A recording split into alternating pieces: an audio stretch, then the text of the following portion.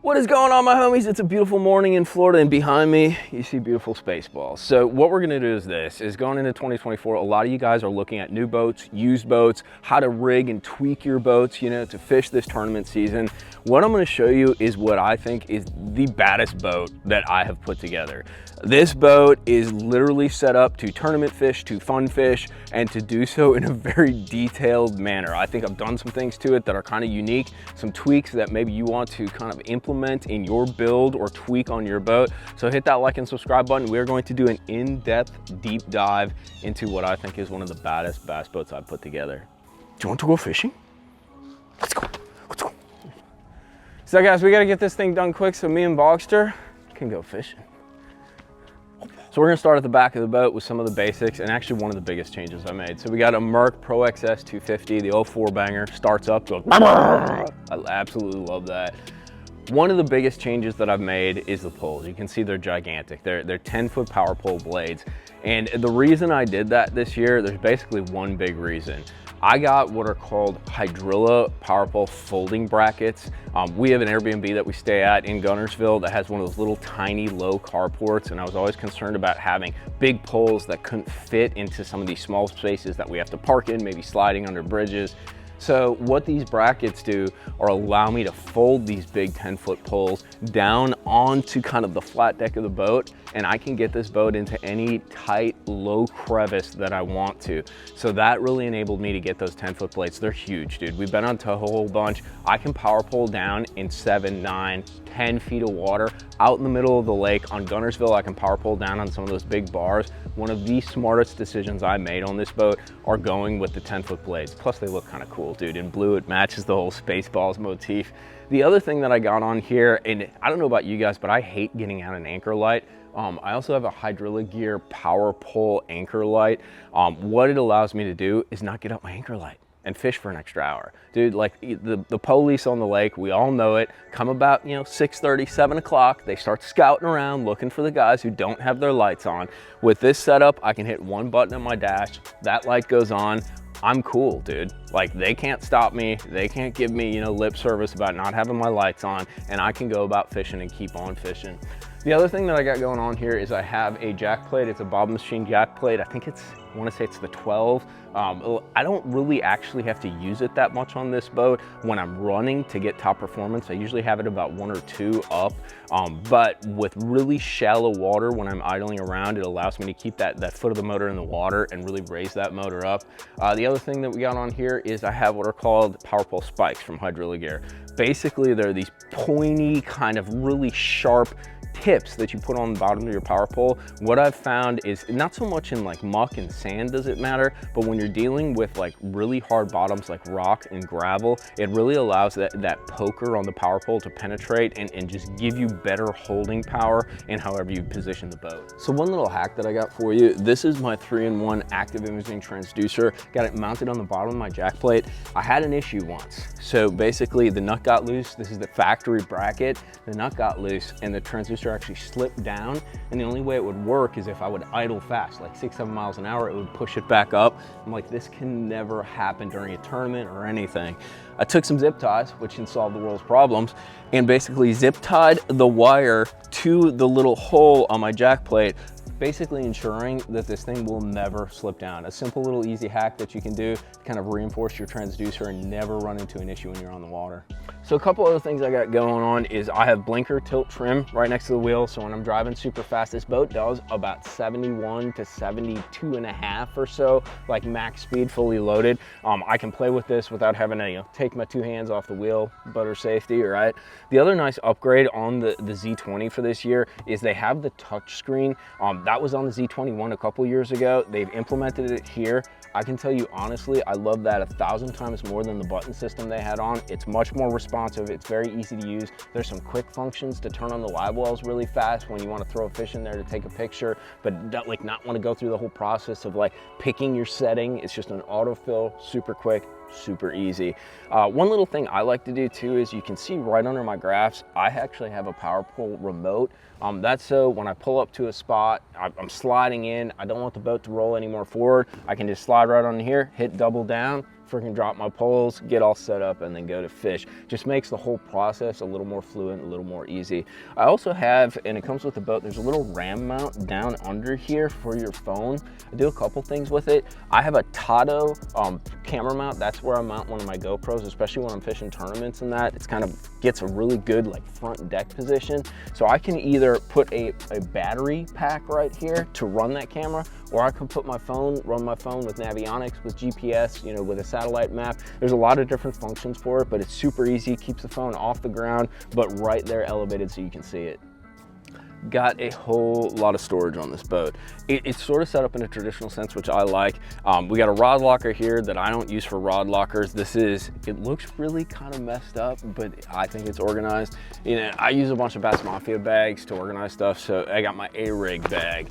I got my 8XD box. I have a 6XD box, a 10XD box. I keep all that kind of stuff in here along with like a tow strap and that. I also have my 2 Active Target 2 boxes up on the front of there, stowed and stashed away, but with easy access to the front. In my middle kind of locker, it's really well organized. There's actually like a little divider. There's a center channel and then side channels. So I keep all my little like 3700 boxes on the side channels. And then in the middle, I buy really cheap Walmart boxes and organize my plastics. So this is swimming worms, ribbon tails, and trick worms. And basically I'll have all those plastics organized in those boxes. The side channel also allows me to store stuff like fishing line. There's a couple cup holders for tools in that. Got scissors, got a wacky rig tool. It's kind of nice because it's a little jumbled up, but it allows me to store a lot of stuff and stay organized. When it comes to the rod lockers, like this guy right over here, there is a ton of space. I can store 30 some, maybe even more rods in there as long as I'm using rod gloves and that. The boat does come with a rod organizer. Like little personal tip, take that out. I took it out because it actually restricts the amount of rods that you can put in there. So I can get a lot more in with that rod organizer out of the boat. We got a lot going on the front of the boat, and that seems to be the new standard. I have 3 HDS Pro 12s, and I have good reason for that. It's not overdoing, even though you might think so. So I run double Active Target 2s. So basically, I'll have my Active Target 2 in forward mode on this unit, so I can see that vertical slice for suspended fish, and then I'll have it on scout mode for this unit. It's what you can use to kind of get a real-time profile of what's going on. We used it a lot on Lake Tahoe when we were fishing those grass clumps and that. And I'm a little old school. I'll run a map and 2D on this unit. I like 2D for like judging bottom hardness and also fishing vertically sometimes. It just gives you a slightly different perspective than that forward-facing active target and structure scan.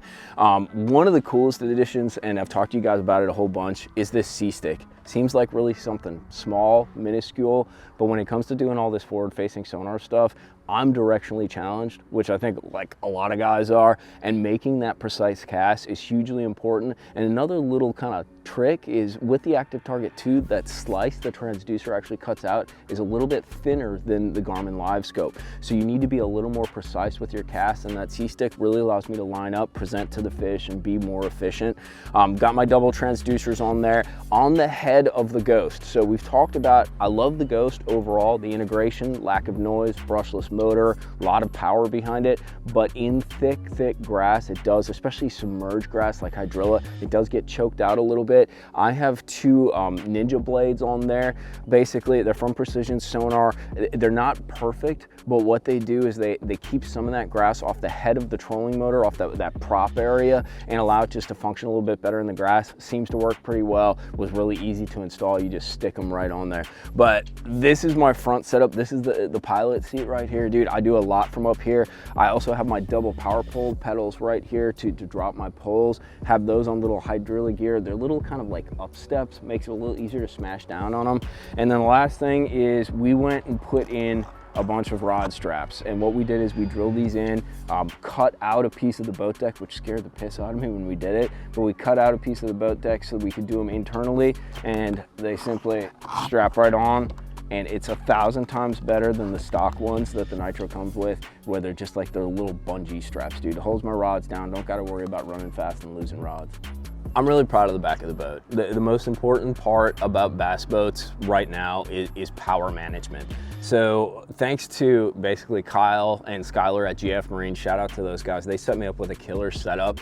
I have precision sonar, the new lithiums that they're making. These are 24 size batteries, really small signature on them. They only weigh 22 pounds. Basically they're 12 volt, 100 mAh batteries, super powerful, super small. I have 3 hooked up for my 36 volt array for my Ghost trolling motor. All of those are then linked to a power pole charge. So every time I'm running the motor, I'm dripping power right back into them. And then what I'm even more stoked about is the power setup for my graphs. So basically I have 2 of these precision sonar lithiums paralleled to run all of the electronics across the boat. I have that with a C-Clear power harness, and here's the kicker. So I can run for like 2.5, 3 days without charging, all my graphs running full power. But if I get into a situation where I run out of juice, I have a switch in here where I can turn that switch and basically still stay on the C-Clear harness, but turn all the power from these units onto my cranking battery. So I'm out there, I need a map to get back. My batteries just died after 3 days. I can make one turn of a click and basically run all those graphs off my cranking battery to get home, fish for an extra couple hours. So wrapping up, there's a couple upgrades and just random things that are kind of unique to the Z20. So there's an access panel on the console where you can access your entire board, bunch of wiring, makes it super easy to wire. Another thing is all the storage compartments in the rear of the boat actually lift out, so you can either take your tackle in the house with you if you're staying at like an Airbnb or something like that. It also gives you great access for like running wires, snaking wires, making this boat super easy to rig. Another little upgrade that I did is I actually got the C-deck, or that foam floor mat versus carpet. Carpet molds, it gets nasty. I don't care if you store your boat inside, outside, whenever you get water on it, it gets icky. Keeps that bottom deck super clean. Can pressure clean it out, super nice. I also did the upgrade of a little bit of a drawer in the passenger side. It's kind of a pricey upgrade, but for me, storage is king. Between the cameras, all the baits, having enough stuff where I'm traveling between different states, fishing different stuff, that little drawer, I can store stuff right at hand's length and grab whatever I need. Makes it super easy and super quick. So that is my Nitro Z20. I absolutely love this boat. They got a lot of flack years ago. Dude, I think the quality, the level of performance, and just the layout, they're sick boats, dude. I fish out of it every like 2 days, 3 days or so. It catches a bunch of big bass for me. And the setup that I have, because of the cheaper price point on these Nitros, the ability to rig out all these accessories, all these tweaks, which I'll drop links to all the hacks and tweaks, accessories, and all that shenanigans down in the description box for you guys to take a look at. But your ability to kind of pimp this boat out and make it as fire as it is super powerful, dude. And it's super powerful out on the water when you get out there and you have all these tools to catch more fish. Hope you guys enjoyed this video. If you guys got anything to add or any questions, drop them down in the comments box. Hit that like and subscribe button for me. Me and Bogster, we're gonna head out to the lake.